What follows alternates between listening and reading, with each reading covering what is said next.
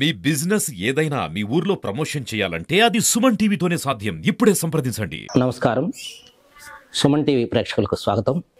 ఈ మాసం మాఘమాసం. మాఘమాసము చాలా విశేషమైనటువంటిది. మాసాలలో ఆషాఢం, కార్తీకం మరియు ఈ మాఘ వైశాఖ మాసాలు ఇవి చాలా విశిష్టమైనటువంటి మాసాలు. ఈ మాసాల్లో పౌర్ణమి అని అంటే పౌర్ణమి అమావాస్య తిథులు అనేటువంటివి అన్ని మాసాల్లో కూడా చాలా విశేషమైనటువంటివి. అందున ఈ కార్తీక మాస పౌర్ణమి, మాఘమాస పౌర్ణమి అని అంటే ఇంకా విశేషంతో కూడుకున్నటువంటివి. అసలు ఈ మాసాలు అనేటువంటివి ఏ రకంగా ఏర్పడతాయి? ఈ మాసాలు అనేటువంటివి ఆ యొక్క తిథికి, ఆ యొక్క మాసం అనేటువంటిది, పౌర్ణమి రోజు వచ్చేటువంటి మాసం అనేటువంటిది రెండు కూడా మిశ్రమం అవుతాయి అన్నమాట. చైత్రమాసం చూసుకున్నట్టయితే చిత్తా నక్షత్రంతో కూడుకున్నటువంటి పౌర్ణమి వస్తుంది కాబట్టి అది చైత్రమాసం అవుతుంది. మఖా నక్షత్రంతో కూడుకున్నటువంటి పౌర్ణమి మాఘమాసం.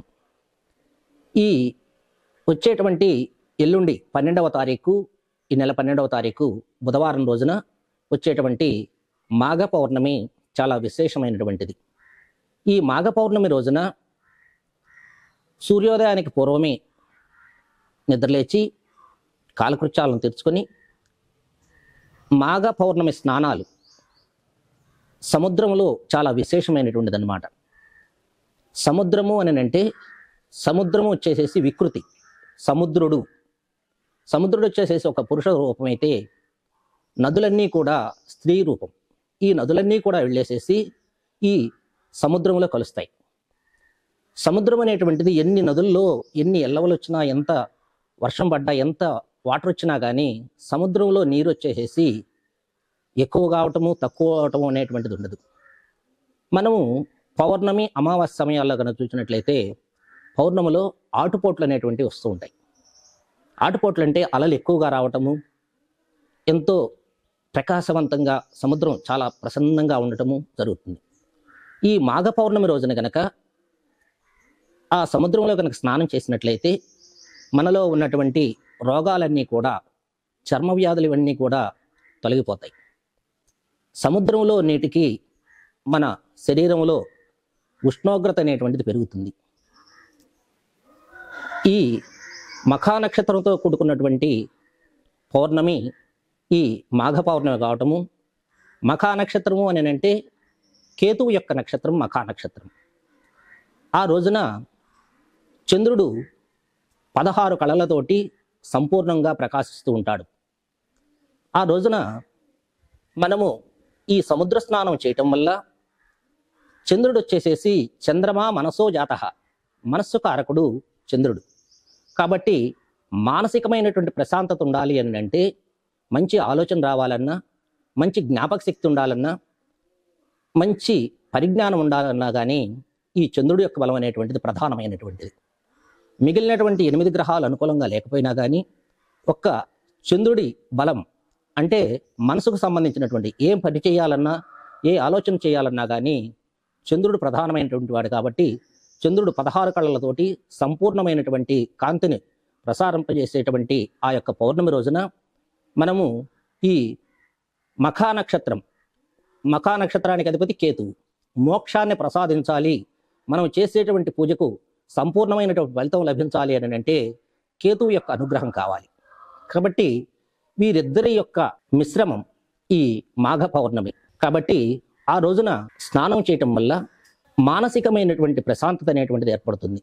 చదువుకునే విద్యార్థులను కనుక చూసినట్లయితే మెమరీ పవర్ పెరగాలంటే ఈ చంద్రుడి యొక్క బలం బాగుండాలి. కాబట్టి విద్యార్థులు కూడా అవకాశం ఉన్నటువంటి వాళ్ళు ఈ మాఘ పౌర్ణమి రోజున ఈ సముద్ర స్నానం చేయబోయేటువంటి ముందుగా మనము పసుపు, కుంకుమ, పూలు ఇవి తీసుకెళ్ళేసేసి కొట్టని కొబ్బరికాయను ముందుగా ఆ సముద్రంలో మనం ఇసిరివేసేసి ఆ తరువాత సముద్రంలో స్నానం చేయటం అనేటువంటిది జరుగుతుందన్నమాట. ఈ సముద్రుడు ఆ స్నానం చేసిన దానివల్ల మనలో ఉన్నటువంటి అన్ని వ్యాధుల్ని కూడా హరించేసేసి మనకు ఆయుష్ను, ఆరోగ్యాన్ని ప్రసాదిస్తాడు.